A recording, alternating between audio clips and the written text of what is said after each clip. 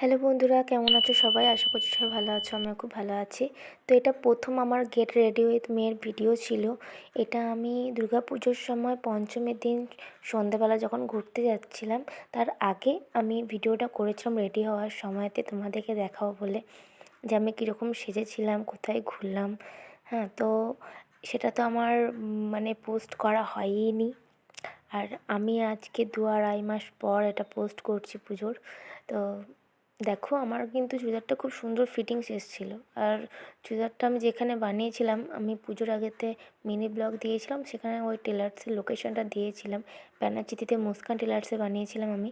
তো খুবই সুন্দর কাজ ওদের। তোমরা যারা দুর্গাপুরে থাকো তারা অবশ্যই ওই টেলার্সে গিয়ে নিজেদের শাড়ি, ব্লাউজ, মানে ব্লাউজ, চুড়িদার এইগুলো তৈরি করাতেই পারো। তো আর দেখো, এই ব্যাগটা আমি নিয়েছিলাম, এটা আমাকে মাসিমণি দিয়েছিল। এটা এর সাথে খুব সুন্দর মানাচ্ছিল বলে আমি নিয়েছিলাম। আর আমার এই ব্যাগটা খুব খুব খুব ভালো লাগে। তো আর একটা কথা যেটা বলি, যেহেতু আমি 2.5 মাস পরেতে এই প্যান্ডেল এইসবের ভিডিও দিচ্ছি, মানে ঠাকুর দেখার ভিডিও দিচ্ছি, এর জন্য প্লিজ কেউ কিছু মনে করো না। অনেকে হয়তো ভাবতেই পারো যে মাথা টাথা খারাপ হয়ে গেছে, সেই কারণে আমি এতদিন পরেতে এই ব্লগটা দিচ্ছি। আমি ভিডিওটা আসলে দিতাম না, ডিলিট করে দিচ্ছিলাম, কিন্তু আমার মেজদি বললো, না ডিলিট করিস না, ভিডিওটা এডিট করে ফেসবুকে দে। হতেই তো পারে অনেক বন্ধুদের তোর এই ভিডিওটা ভালো লাগলো, কারণ পুজোর সময় কাটানো স্মৃতিগুলো তাদের এই ভিডিও দেখে হয়তো মনে পড়বে। ফ্যামিলি, বন্ধুবান্ধব, প্রিয়জনের সাথে কাটানো যেসব মুহূর্তগুলো তাদের স্মৃতিতে আছে, সেগুলো তোর এই ভিডিও দেখে তাদের আবার মনে পড়বে, ভালো লাগবে ভিডিওটা। তো সেই জন্যই আমি ভিডিওটা এডিট করে আবার দিলাম মেজদির জন্যই। তো দেখো, আমি প্যান্ডেলগুলো যে দেখতে গেছিলাম দুর্গাপুরের, প্রায় সব প্যান্ডেলই দেখেছি। তো আমি কিন্তু সব কটার নাম জানি না, আমার জানা নেই। যারা দুর্গাপুরে থাকো তারা তো দেখলে নিশ্চয়ই বুঝতে পারবে কোনটা কোন জায়গার প্যান্ডেল। তো তারা একটু আমায় কমেন্টে জানিয়ে দিও। আর আমি যে এখন পুজোর ভিডিওটা দিচ্ছি প্যান্ডেল হুপিংয়ে, তোমাদের কেমন লাগলো সেটাও অবশ্যই জানিও। আর যেহেতু পুজোকে এখনও তোমার 1টা বছর অপেক্ষা করতে হবে আমাদের, তো সেই জন্য আশা করছি এই ভিডিওটা দেখলে তোমাদের আবার সেই পুজো পুজো ফিলটা হবে। কারণ আমি যতবার ভিডিওটা চালাচ্ছি, এডিট করছি, তো ততবার আমার মনে হচ্ছে যে আমি বোধহয় এই কালকে প্যান্ডেল হোপ করে এলাম, ঠাকুর দেখে এলাম। তো আমরা সারা রাতই প্রায় ঠাকুর দেখেছি। তোমার 2:30-3টের সময় বাড়ি ফিরেছিলাম। আর দেখো, রাস্তায় এই যে লাইটগুলো লাগানো ছিল বেশ গোল রাউন্ড করে, আমার কিন্তু এটা দারুণ লাগছিল। তো এই জন্য ভাবলাম যে এটাও আমি কভার করি, এত সুন্দর লাগছে দেখতে। আর আমরা বাইকে পুরো প্যান্ডেলটা দেখেছি দুর্গাপুরের, মানে দুর্গাপুজোর প্যান্ডেলটা পুরো বাইকে দেখেছিলাম। আর ওই দিন এত ভিড় ছিল বলবার নয়। আমরা এর আগের বছরতেও গেছিলাম, কিন্তু তখন এত ভিড় পাইনি, কিন্তু এবছরে মারাত্মক ভিড়। মানে এক জায়গায় বাইক রেখে আর এক জায়গায় প্যান্ডেল দেখতে যাচ্ছি, ঠাকুর দেখতে যাচ্ছি, এত হাঁটতে হয়েছিল, এত পা ব্যথা করছিল, মানে বলতে পারবো না। তোমাদেরও কি আমার মতো এরকম অবস্থা হয়েছিল? অবশ্যই জানিও। আর আমার ভিডিওটা কেমন লাগছে সেটাও জানিও। মানে পুজোর এই মানে প্যান্ডেল দেখার যে ভিডিওটা তোমাদের ভালো লাগলো কিনা, আবার যে নতুন করে দেখতে পাচ্ছ সেটা তোমাদের ভালো লাগলো কিনা, পুরনো কিছু স্মৃতি মনে পড়লো কিনা, অবশ্যই আমাকে একটু কমেন্ট করে জানিও।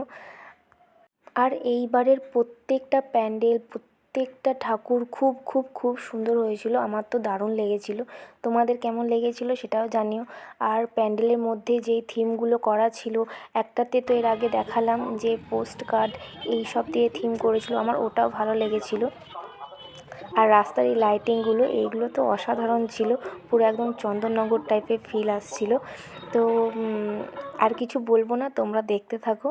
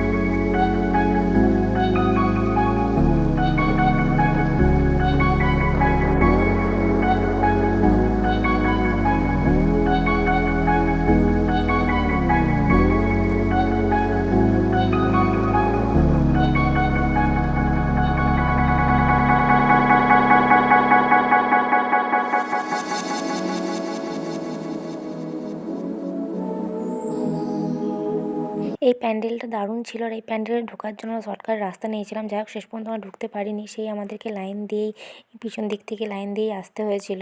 অনেকটা টাইম লেগেছিলো এই প্যান্ডেলটায় ঢোকার জন্য, কিন্তু প্যান্ডেলটা অসাধারণ ছিল, অসাধারণ।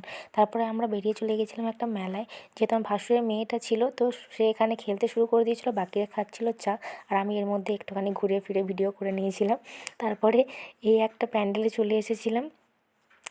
এরপরে আমরা একটা প্যান্ডেল দেখেছিলাম, তারপর আর দেখতে পারিনি, কারণ প্রচণ্ড টায়ার্ড হয়ে গেছিলাম আর প্রায় আমাদের প্যান্ডেল দেখা শেষও হয়ে গিয়েছিলো।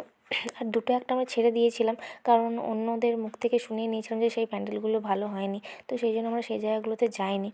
তো প্রত্যেকটা প্যান্ডেলই অসাধারণ ছিল। আমি ঠাকুর দর্শন করে বেরিয়ে গেছিলাম, কারণ আমার প্রচণ্ড টায়ার্ডনেস হচ্ছিলো, ফাঁকা জায়গা খুঁজছিলাম খালি বসার জন্য। আমি নমস্কার করেই বেরিয়ে গেছি জাস্ট।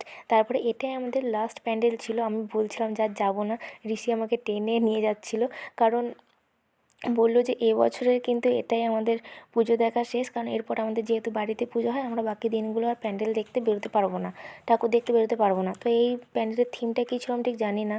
তো চারিদিকে আটটা আটটা করে শিবলিঙ্গ করা ছিল, আমি জানি না এই প্যান্ডেলের থিমটা কী ছিল। তোমরা যদি জেনে থাকো, যা দুর্গাপুরে থাকো, অবশ্যই জানিও। তো এই প্যান্ডেলটা আমার দারুণ লেগেছিলো, মায়ের মূর্তি অসাধারণ ছিল। তো এবছরের মধ্যে আমাদের পুজোর প্যান্ডেল দেখা শেষ ছিল, আর অনেকটা রাত হয়ে গেছিলো বাড়ি ফিরতে। দেখো 2:55 বেজে গেছিলো, প্রচণ্ড টায়ার্ড হয়ে গেছিলাম, মেকআপ টেকআপ তো পুরোই নষ্ট। যাই হোক বাড়ি ফিরেছি আর ঘুমিয়ে গেছি। আর সবাইকে অসংখ্য ধন্যবাদ ধৈর্য ধরে আমার এই পুজোর ভিডিওটা দেখার জন্য।